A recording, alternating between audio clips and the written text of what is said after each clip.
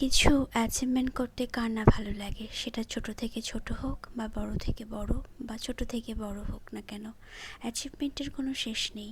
But আমার একটাই ধারণা, তুমি যেটা মন থেকে চাইবে এবং তোমার হৃদয় থেকে চাইবে সেটা তুমি পাবেই। 2025-এ আদর্শ আমানের অলিম্পিয়াড হয়, আর সেই অলিম্পিয়াডে জোনালে আমান সেকেন্ড হয় আর স্টেটে আদার্স ফার্স্ট হয়। সাথে ওরা দুটো সার্টিফিকেট এবং মেডেলটা এবার অন্যরকমই ছিল। আর এই ছোট ছোট মোমেন্টগুলো, ছোট ছোট মুহূর্তগুলো আমি এবং সোনা খুব ভালোবাসি, যে ওরা কিছু অ্যাচিভ করতে পারে। ছোট থেকেই মানুষ বড় হয়, এটাই আমার ওদের কাছে আশা এবং প্রাউড ফিল করি মনে মনে। যাই হোক, সেই খুশিতে আমি বানিয়ে নিয়েছিলাম ক্রিমিওয়ালা একটা দই বড়া। আগে যখন দই বড়া বানাতাম, শুধু বানাতাম, কিন্তু অত স্বাদ, অত ক্রিমি স্ট্রাকচার বা অত সফটিনেসটাও আনতে পারতাম না।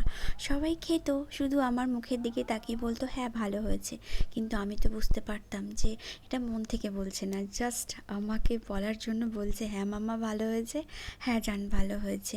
তো অনেকবার করার পর আজ আমি এই দই বড়া বানানোতে পারফেক্ট। শুধু দই বড়া না, এরকম অনেক কিছু আছে যেগুলো বানাতে বানাতে হয়তো আমরা একটা সময় 100% না হলেও 90% দিতে পারি।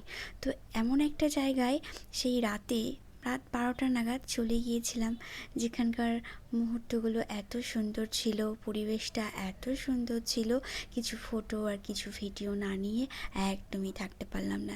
একদম নিস্তব্ধ একটা পরিবেশ ছিল, মৃদু মৃদুভাবে ওদের একটা মিউজিক বাজছিল, আর লাইটে ঘেরা পরিবেশ, মানুষজন একদমই কম। কিছু সময় আমরা ওখানে টাইম স্পেন্ড করলাম, কিছু সময় বলতে প্রায় 2 ঘন্টা অনেক গল্পগুজব করলাম, বেশ সুন্দর সময় কাটালাম। তার আগে আমরা যদিও বা চা, এগ রোল এগুলো খেয়ে রেস্টুরেন্ট থেকে গিয়েছিলাম এখানে কিছুক্ষণ সময় কাটাতে। এটা হচ্ছে পাম ভিলেজের পেছনে বিচ কাম রেস্টুরেন্ট। বেশ ভালো লাগলো সময় কাটিয়ে। বাই।